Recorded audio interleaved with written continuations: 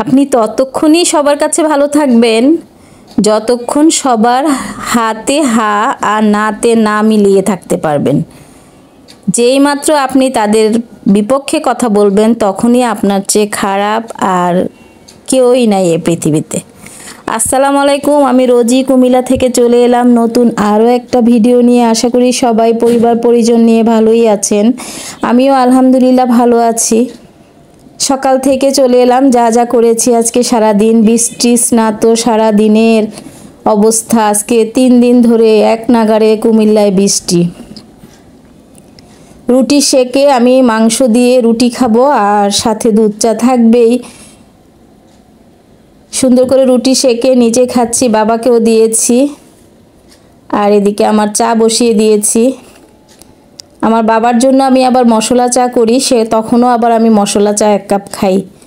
বৃষ্টির দিন, স্কুল বন্ধ, শুধু খাচ্ছি আর ঘুমাচ্ছি, কাজ করতেছি, এই রুটিন। আপনাদের কি অবস্থা অবশ্যই কমেন্ট করে জানাবেন। আবারও গাছ থেকে বিভিন্ন রকম শাক নিয়ে এলাম নিজের ক্ষেত থেকে।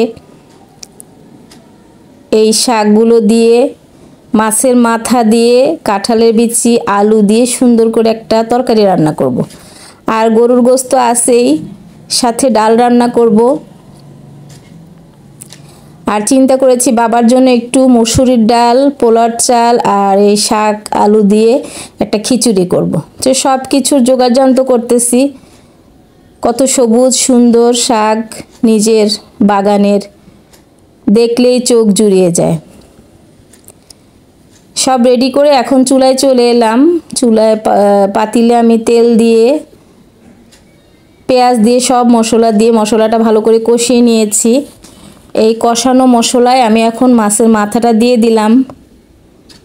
এরপরে কষিয়ে একে একে আলু, কাঁঠালের বিচি এবং বেছে রাখা শাকও দিয়ে দিব।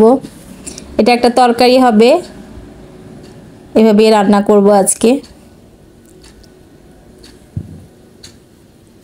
নিজের ক্ষেতের শাক খুবই মজা লাগে, অল্প হইলেও অনেক টেস্ট। আর এদিকে আমি পোলার চাল, ডাল আর পুঁই শাক আলু দিয়ে একটা খিচুড়ি, পাতলা খিচুড়ি করব বাবার জন্য। গরম গরম 1 বাটি দিয়েছিলাম, আমার বাবা তো মহা খুশি, খুবই টেস্ট হয়েছে। সুন্দর করে 11টার দিকে 1 বাটি খেয়েছে, আবার নামাজ পড়ে এসে জোহরের পর দুপুরে খেয়েছে আলহামদুলিল্লাহ। বাগার দিয়ে দিয়েছি, এখন একটু ধনেপাতা দিয়ে দিলাম খিচুড়িটাতে। এই যে এই 1 বাটি 11টায় আমার বাবা খেয়েছে, তারপরে বাকিটা খেয়েছে জোহরে, দুপুরে। আর এখানে হাতে মেখে আজকে আমি সরিষার তেল দিয়ে মসুরির ডালটা বসাবো। এই পর্যন্তই, সবাই ভালো থাকবেন, ধন্যবাদ।